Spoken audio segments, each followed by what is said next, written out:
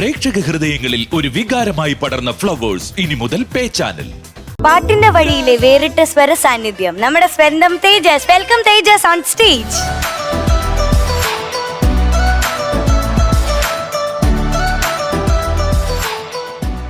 തേക്കുട്ടാ, എന്നും ഇങ്ങനെ പുതിയ പുതിയ ഡ്രസ്സ് എവിടുന്നാ എനിക്ക് ഇത് കിട്ടുന്നേ? അടിപൊളി ഡ്രസ്സാണല്ലോ. ഇപ്പൊ ഈ നിക്കറില്ലേ, നിക്കർ സൂപ്പർ ആയിട്ടുണ്ട്. എന്തോ എഴുതി വെച്ചിരിക്കുന്നതില്? ആ റൈറ്റിൽ എനിക്ക് കാണാൻ പറ്റുന്നില്ല. ഇങ്ങോട്ട് തിരിഞ്ഞു തന്നെ. Team U R B. ഇപ്പുറത്തോ വേൾഡ് സ്റ്റാർ ഡിവിഷൻ. ഓ, നീ എവിടുന്ന് വരുന്നടേ? നീ കവിളിലും ചന്ദനക്കുറി തൊട്ടിട്ടുണ്ടോ? ഉണ്ട്. അല്ല, അവന് അതിശയനാണ്. അതിശയരാഗം, ആനന്ദരാഗം. അത് കഴിഞ്ഞെന്താണ്?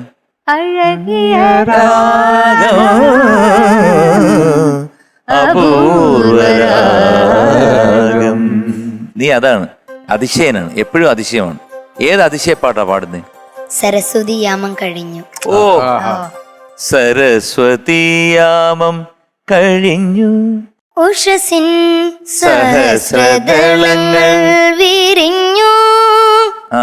വെൺകൊറ്റക്കുട ചൂടും മലയുടെ മടിയിൽ വെളിച്ചം ചിറകടിച്ചുണർന്നു. സരസ്വതിയാമം കഴിഞ്ഞു.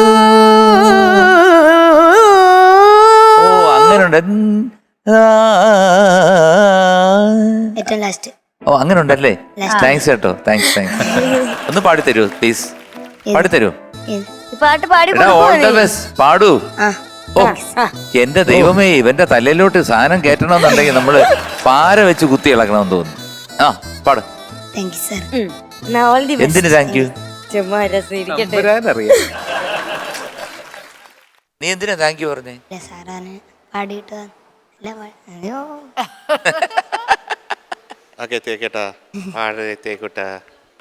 കണ്ണാ, ദിവസങ്ങള് പറയാ പഞ്ചമത്തിൽ സംസാരിക്കാൻ.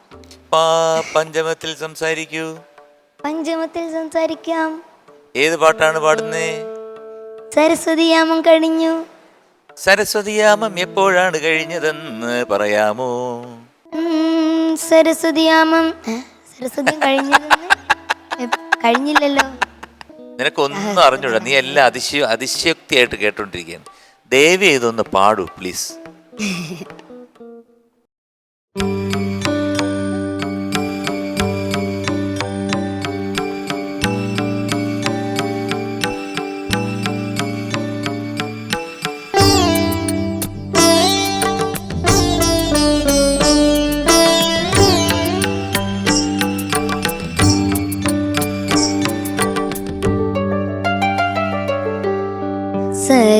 സരസ്വതിയാമം കഴിഞ്ഞു. ഉഷസിൻ സഹസ്രദളങ്ങൾ വിരിഞ്ഞു. വെൺകൊറ്റക്കുട ചൂടും മലയുടെ മടിയിൽ വെളിച്ചം ചിറകടിച്ചുണർന്നു. സരസ്വതിയാമം കഴിഞ്ഞു. ഉഷസിൻ സഹസ്രദളങ്ങൾ വിരിഞ്ഞു. വെൺകൊറ്റക്കുട ചൂടും മലയുടെ മടിയിൽ വെളിച്ചം ചിറകടിച്ചുണർന്നു. സരസ്വതിയാമം കഴിഞ്ഞു.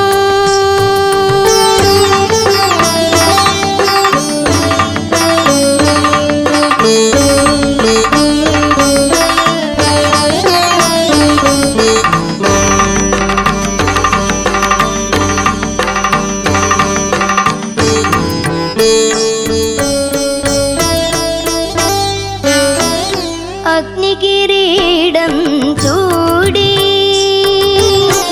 അശ്വാരൂഢനായി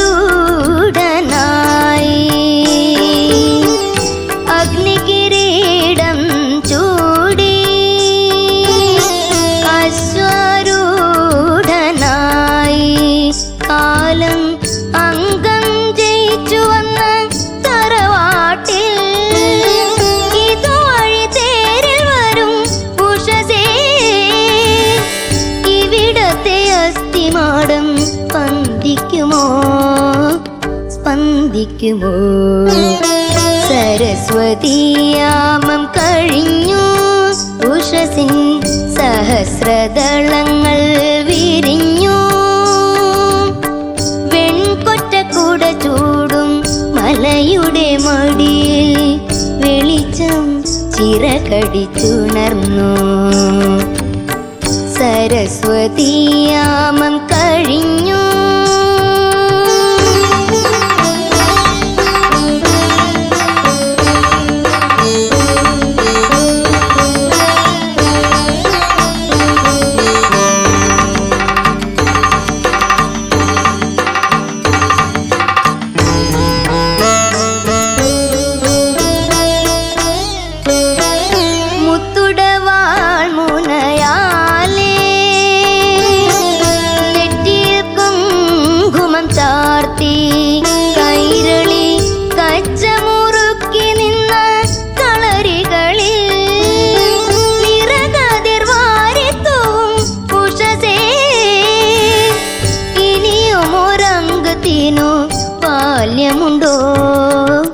ബാല്യമുണ്ടോ? സരസ്വതിയാമം കഴിഞ്ഞു, ഉഷസിൻ സഹസ്രദളങ്ങൾ വിരിഞ്ഞു. വെൺകൊറ്റക്കുട ചൂടും മലയുടെ മടി വെളിച്ചം ചിറകടിച്ചുണർന്നു. സരസ്വതിയാമം കഴിഞ്ഞു.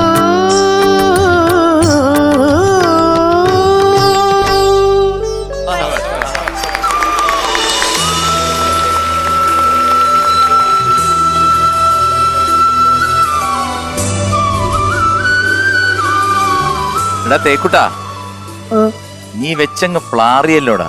Thank you sir. നല്ലൊരു കൈയടി കൊടുത്തേ നമ്മുടെ തേക്കുട്ടിന്. നമ്മൾ വിചാരിക്കുന്ന പോലെ അങ്ങനെ എളുപ്പത്തിൽ അങ്ങനെ പാടിപ്പോകാൻ പറ്റുന്നൊരു പാട്ടല്ലിത്. കാരണം ഒരുപാട് സംഗതികൾ ഉണ്ട്, ഒരുപാട് വേരിയേഷൻസ് ഉണ്ട്. അതെല്ലാം നീ മനോഹരമായിട്ട് പാടി. എക്സെപ്റ്റ് ഒരു ശ്രുതിയുടെ ഒരു ചെറിയൊരു പ്രശ്നം ഉണ്ടായിരുന്നു അനുപല്ലവിയിൽ. അതൊക്കെ ചെറിയത്. ചരണത്തിൽ നീ ഒന്ന് പാടിക്കുക. അതിൻ്റെ അക്ഷരങ്ങളുടെ പ്ലേസ്മെന്റ് ശരിയാണോ എന്ന് എനിക്കൊരു സംശയമുണ്ട്. എന്നാൽ മാത്രമേ എനിക്കൊരു കുങ്കുമം ആയിരിക്കും. അത് ഞാനും അതെങ്ങനെ വിചാരിച്ച, പക്ഷെങ്കില് പാട്ട് കേട്ടു നോക്കി. അപ്പോഴാണ് വിജയ് സാറിന്റെ അടുത്ത് പറഞ്ഞു അതിന്റെ നോട്ട് കൃത്യമായിട്ട് പറഞ്ഞു. അപ്പൊ അതെങ്ങനെ വരണ്ടേ? ഇനിയും ഒരംഗത്തിനു. അത് അവിടെ അതിന് തൊട്ട് മുമ്പുള്ള ലൈൻ പാടിക്കുക. ആ ലൈനിനും എനിക്കൊരു സംശയം തോന്നി. നിറകതിർവാരി നിറകതിർവാരിത്തൂവും വാരിത്തൂവും ഉഷസേ. ഇനിയും ഒരംഗത്തിനു അംഗത്തിനു അവിടെ അംഗത്തിനു കുറച്ച് ലൂസായിട്ട് വിട്ടാലേ ആ താളത്തിന് ഇനിയും ഒരംഗത്തിനു അറിയരുത്. ഇനിയും ഒരംഗത്തിനു ഇത്തില് കുത്തുമ്പോഴാണ് നിനക്ക് അത് അറിയുന്നത്. ഇനിയും ഒരംഗത്തിനു അംഗത്തിനു അവിടെ ശരി. ഞാൻ പാടുന്ന ശ്രദ്ധിച്ചോ? ഇനിയും ഒരംഗത്തിനു അംഗത്തിനു അംഗത്തിനു ബാല്യ അംഗത്തിനു ഇത്തി കുത്തരുത്. ഇനിയും ഒരംഗത്തിനു അവിടെ ആ സോഫ്റ്റ് ചെയ്ത് കഴിഞ്ഞാൽ അറിയത്തില്ല മോനെ. ഇനിയും ഒരംഗത്തിനു ബാല്യമുണ്ടോ? അവിടൊക്കെ സൂപ്പർ. അവിടൊക്കെ ബാക്കിയൊക്കെ എല്ലാം കൊള്ളാം. എനിക്ക് ഇതിൻ്റെ അകത്ത് ഈ അക്ഷരം ഈ താളത്തിനകത്ത് നിന്നോ ഇല്ലയോ എന്നറിയണം. കുഴപ്പമില്ല മോനെ. കാരണം മോന് അത് നിന്റെ പ്രായം വെച്ച് നോക്കുമ്പോൾ നിന്റെ പ്രായത്തിനെക്കാട്ടിൽ ഉപരിയാണ് നീ പാടിയിരിക്കുന്നത്. അതൊക്കെ പെർഫെക്റ്റ് ആയിരുന്നു കേട്ടോ. നല്ല രസമായിട്ട് പാടി അതൊക്കെ.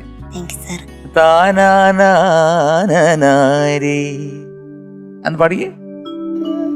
അഗ്നികിരീടം ചൂടി അശ്വരൂഢനായി. മതി, ഇത്രയും മതി. ഇത്രയും പാടിക്കഴിഞ്ഞാല് ഒരു പാട്ടുകാരനെ നമുക്ക് മനസ്സിലാക്കാൻ സാധിക്കും.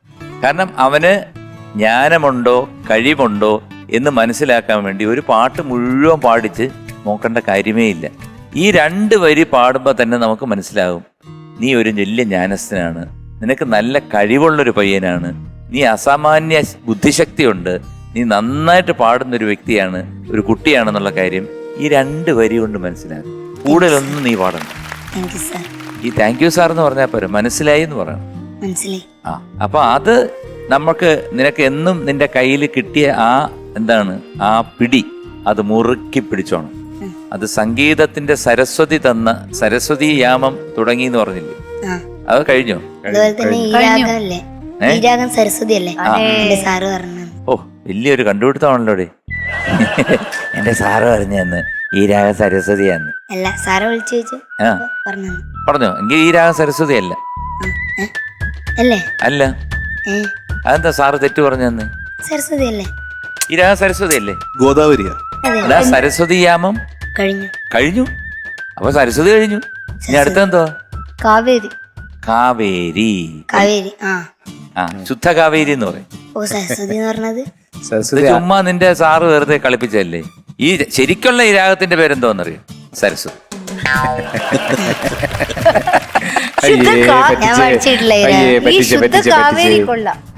നിനക്ക് സരസ്വതി എന്ന് പറഞ്ഞൂടാ, ഗാംഭോജി എന്ന് പറഞ്ഞൂടാ, എന്താണ് കാവേരി എന്ന് പറഞ്ഞൂടാ, ഒന്നും പറഞ്ഞൂടാ. പക്ഷെ നീ ഒരു ജ്ഞാനസ്ഥനാണ്. ഞാൻ ഇനി കൂടുതലൊന്നും പറയുന്നില്ല. കാരണം നിന്റെ ജ്ഞാനമാണ് നിന്നെ കൊണ്ട് ഈ സരസ്വതിയുടെ രാഗത്തിന്റെ എസൻസ് ആയിട്ടുള്ള 2 വരി പാടിച്ച്. എനിക്കത് മതി. All the best. Thank you. ഈ സരസ്വതി യാമം എന്ന് പറഞ്ഞാൽ എന്താണ്? സരസ്വതി യാമം എന്ന് പറഞ്ഞാല് വെളുപ്പം കാലത്ത് 3:30 തൊട്ട് 4:00 വരെ. ചേട്ടൻ പറഞ്ഞതിലൊരു കാര്യമുണ്ട്. എന്ന് പറഞ്ഞു കഴിഞ്ഞാൽ വെളുപ്പം കാലത്താന്ന് പറഞ്ഞു കഴിഞ്ഞാൽ ആ 3:30 തൊട്ട് 4:00 വരെ എന്നുള്ള സമയമല്ല, ഈ വെളിച്ചം വരുന്നതിന് മുമ്പേ ഉള്ള സമയമാണ് സരസ്വതി യാമം എന്ന് പറയുന്നത്. അത് വളരെ പുണ്യമായിട്ടുള്ള മുഹൂർത്തമാണ്. സരസ്വതി നാമജപം, അതുപോലെ നമ്മുടെ വിദ്യ, നമ്മൾ പഠിക്കേണ്ട കാര്യങ്ങൾ പഠിക്കാനും ഒക്കെ ഏറ്റവും ഉത്തമമായ സമയമാണ്. നീ എത്ര മണിക്കാണ് കഴിക്കുന്നത് സാറിന്? 10 മണി കാലത്ത്. 9 മണി, 8 മണി, 7 മണിയെല്ലാം മണി. നല്ല ചുട്ട അടി കൊള്ളണം. ഞാൻ എണീക്കലുണ്ട്, 5 മണിക്ക് എണീക്കലുണ്ട്. 5 മണിക്കല്ല, ഇത് 5 മണിയെ പറ്റിയല്ല ഞാൻ പറയുന്നത്. 5 മണിക്ക് മുമ്പേ ഉള്ള സമയത്തിനെ പറ്റിയാണ് പറയുന്നത്. എന്ന് പറഞ്ഞാൽ വെളിച്ചം വരുന്നതിനും, അതാണ് ഇതിൽ പറയുന്നത്. ഇതില് സരസ്വതി യാമം കഴിഞ്ഞു എന്ന് പറയുന്നത്. അപ്പോഴാണ് ഉഷസ്സിൻ സഹസ്ര ദളങ്ങൾ വിരിഞ്ഞു.